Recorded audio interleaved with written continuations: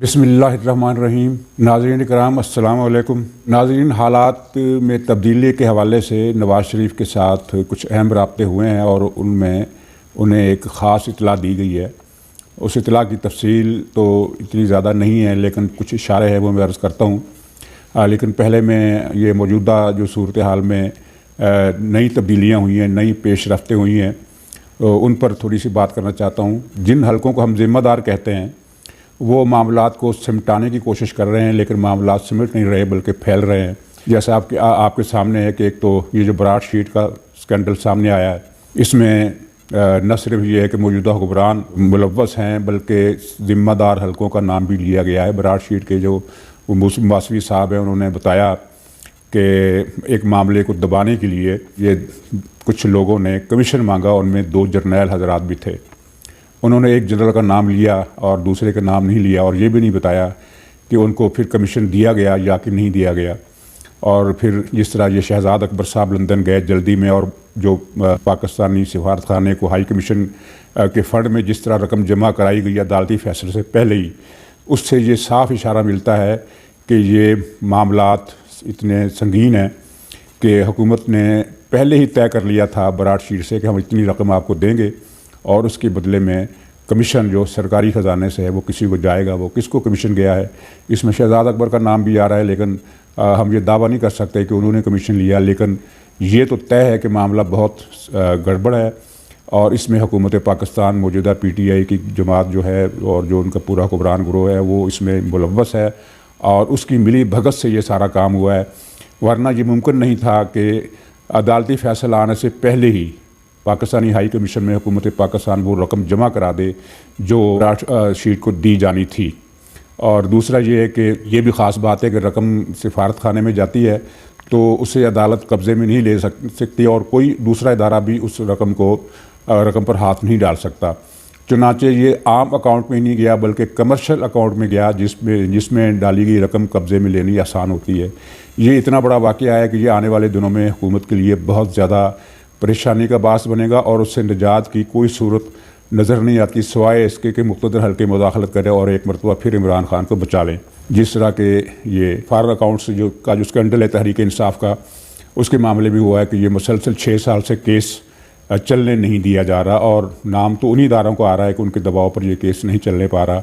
इस केस में कितने स्टे आर्डर लिए गए, कितने रुकावटें डाली गई। हालांकि स्टेट बैंक ने रिपोर्ट भी दे दी कि इसमें 23 अकाउंट्स हैं जो गैर कानूनी हैं और इनमें फंडिंग जिस तरह हुई है वो भी सारा मामला मशकूक है। तो लेकिन ये मामला आगे नहीं चल रहा और ये दूसरा मामला है जो दोबारा उठ खड़ा हुआ है और इमरान खान की तवक्को के ख़िलाफ़ इस मरतबा ये ज़्यादा हंगामा खेज़ शक्ल इख्तियार कर रहा है। नवाज़ शरीफ ने भी कल खिताब किया और उसमें उन्होंने सवालात उठाए और उन तमाम लोगों के नाम लिए जो इस केस को चलने के रास्ते में उनके ख्याल में रुकावट हैं। उन्होंने ये सवाल किया कि ये केस महज इसलिए नहीं चल रहा कि मुल्ज़म का नाम नवाज़ शरीफ नहीं है बल्कि इमरान खान है। तो अब अपोजिशन PDM इलेक्शन कमीशन के सामने मुज़ाहरा भी करने वाला है और ये बात सिर्फ मुज़ाहरे पर नहीं रुकेगी बल्कि बहुत आगे तक जाएगी। ये मुतालबात भी शुरू हो गए हैं। सुप्रीम कोर्ट इस मामले का आज खुद नोटिस ले। चुनांचे ये इमरान खान के लिए बहुत ज़्यादा परेशान कुन सूरत हाल 2 महाज़ों पर पैदा हो गई है, बल्कि 2 महाज़ तो ये नए खुले हैं, तीसरा महाज़ जो पहले से चल रहा है उसमें भी कुछ तब्दीलियाँ हुई हैं।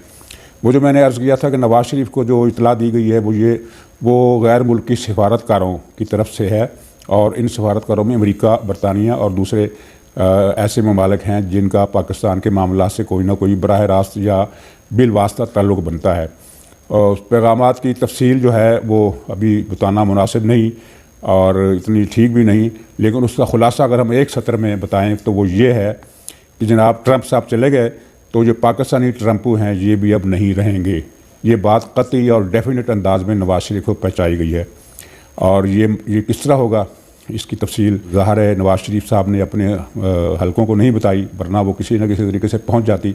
लेकिन इस दौरान एक खिचड़ी जो पक रही है वो ये है कि दोबारा ज़ोर लगाया जा रहा है कि तहरीक अदम एतमाद के ज़रिए इमरान खान को फ़ारिग किया जाए। लेकिन मसला वही है कि नवाज़ शरीफ जो हैं इस मसले पर तावन के लिए तैयार नहीं थे। अब भी उनके बारे में यही राय है कि वो तावन के लिए तैयार नहीं होंगे, लेकिन कुछ हलकों का दावा है कि नवाज़ शरीफ ने इस मसले पर कुछ खामोशी इख्तियार की है, यानी ये कि वो कुछ सेकंड थाट में वो बिज़ी हैं, कोई नज़रसानी कर रहे हैं अपने रवैये पर, और ये कहा नहीं जा सकता कि वो नज़रसानी करेंगे या नहीं करेंगे, आबादा होते हैं या नहीं आबादा होते, क्योंकि मुस्लिम लीग को वही खदशा है कि कहीं फिर हाथ ना हो जाए।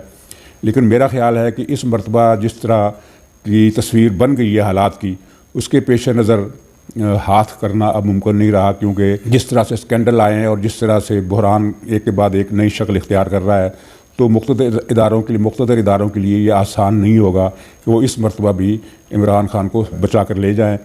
और इसमें एक नई डेवलपमेंट आपने कल के अखबारात में पढ़ ली। कल सुप्रीम कोर्ट इलेक्शन कमीशन ने ये अपना मौक़िफ़ दे दिया कि सेनेट के इलेक्शन में वो शो ऑफ हैंड के मुखालिफ हैं।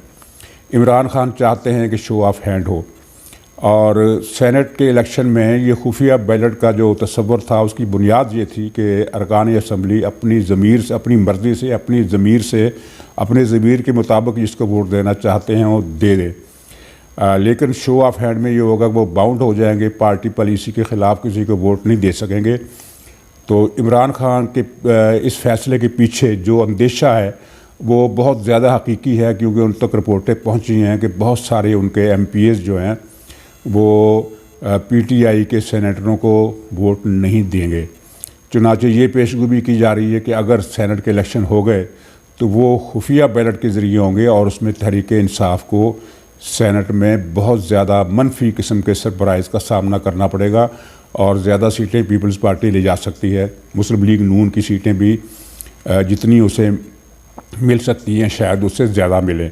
ये कुछ मोतबर जो तजिया नगार हैं जिनके पास ख़बरों के वसाइल हैं ख़बरों तक पहुँचने के, ये उनका कहना है।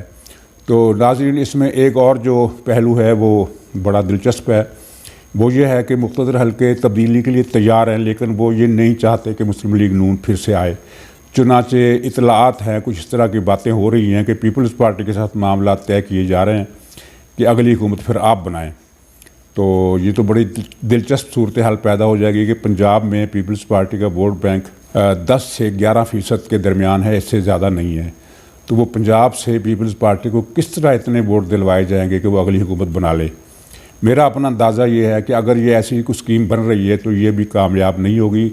बिलाखिर इलेक्शन उसी तरीके से कराने पड़ेंगे जिस तरीके से PDM की डिमांड है, आवाम की ख्वाहिश है, और मुल्क के जो दर्द रखने वाले दानश्वर हैं वो जो हल बताते हैं कि आज़ादाना, मुनसिफाना और इदारों की मुदाखलत से बिल्कुल पाक इलेक्शन कराए जाएँ। और अगर ऐसे इलेक्शन हुए तो मुस्लिम लीग नून की मेजॉरिटी जो है वो कम नहीं की जा सकती। नाज़रीन, बस यही इतलात आपको पहुँचानी थी, ये मुख्तसर सा तजिया था। खुदा हाफिज़।